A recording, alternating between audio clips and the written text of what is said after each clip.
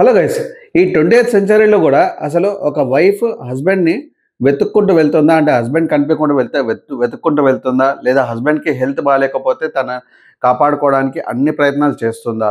అంటే నాకైతే చాలా తక్కువగా కనిపిస్తుంది. అంటే ఈ జనరేషన్‌లో అయితే చాలా తక్కువ మంది కనిపిస్తారు.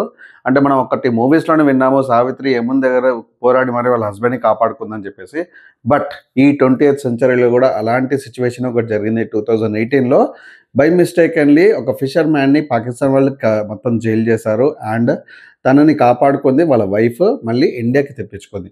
సో, ఇది రియల్ స్టోరీనే నాగ చైతన్య అండ్ సాయి పల్లవి గారు నటించింది 'తండేల్' మూవీ. ఈ మూవీ గురించి రివ్యూ చెప్తాను. అండ్ మూవీ ఎలా ఉంది? మూవీ ఎక్స్‌పెక్టేషన్స్ ఏంటి? నా ప్రకారంగా అయితే ఇది ఆల్రెడీ హిట్. అండ్ 'బుజ్జి తల్లి' సాంగ్ అసలు ఈ మూవీని ఎక్కడికో తీసుకెళ్ళిపోయింది. అండ్ వీళ్ళ ప్రమోషన్స్ కూడా చాలా రియలిస్టిక్‌గా, చాలా న్యాచురల్‌గా చేశారు. అసలు నాగ చైతన్య గారు చాలా చాలా స్ట్రిక్ట్‌గా ఉంటారు. ఫుడ్ డైట్‌లో గాని, తన లైఫ్ స్టైల్‌లో గాని, పర్సనల్ లైఫ్‌లో. బట్ 'తండేల్' మూవీకి తను చేసిన ప్రమోషన్స్ అంతా ఇంత కాదు. తను చేసిన డెడికేషన్ అంతా ఇంత కాదు.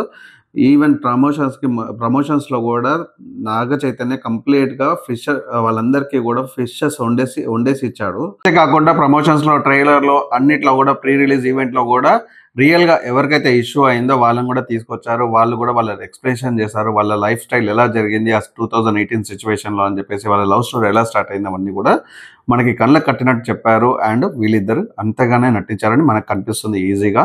మూవీ అయితే ఆల్రెడీ పిచ్చెక్కిస్తుందని చెప్పేసి అందరూ చెప్తున్నారు. ఎందుకంటే వేరే కంట్రీస్‌లో ఆల్రెడీ థియేటర్‌లో రిలీజ్ అయిపోయింది. అండ్ ఫీడ్‌బ్యాక్ కూడా చాలా పాజిటివ్ రెస్పాన్స్ ఉంది.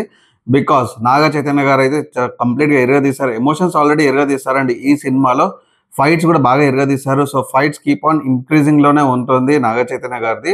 సో, సముద్రం దగ్గర fight and second half and పాకిస్తాన్‌లో ఒక ఫైట్ జైల్‌లో కంప్లీట్‌గా ఇరగదీసినట్టే ఉంది. అండ్ సూపర్‌గా ఉంది రెస్పాన్స్. అండ్ 'బుజ్జి తల్లి' పాట గురించి అయితే అసలు ఇంకా చెప్పాల్సిన అవసరం లేదు. ఆ సిట్యుయేషన్, ఆ టైమింగ్ అన్నీ కూడా పర్ఫెక్ట్.